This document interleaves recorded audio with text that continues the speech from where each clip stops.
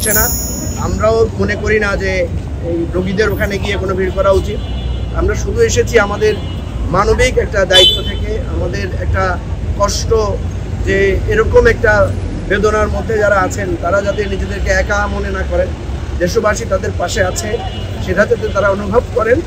এবং আমরা স্পষ্টভাবে দেখেছি যারা তাদের সন্তানকে হারিয়ে ফেলেছেন, আজকে সকাল থেকে তাদের যে বেদনা, বাচ্চাটা স্কুলে যাবে, আজকে সকালে তার বাচ্চাকে স্কুলে পাঠাবে, এই যে তাদের শূন্যতাটা, এই শূন্যতা কোনো কিছু দিয়ে পূরণ হওয়ার নয়। সেজন্য আমরা চাইবো যে দেশের মানুষ তাদের পাশে আছে এবং এই ধরনের বেদনাদায়ক ঘটনা যাতে আর না ঘটে।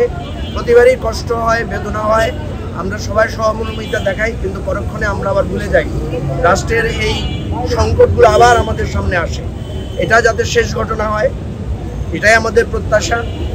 আমরা দেশবাসীকে বলবো আপনারা সবাই যার যার ধর্ম অনুসারে যার যার জায়গা থেকে আপনারা সবাই দোয়া করবেন, এটাই আমাদের আহ্বান।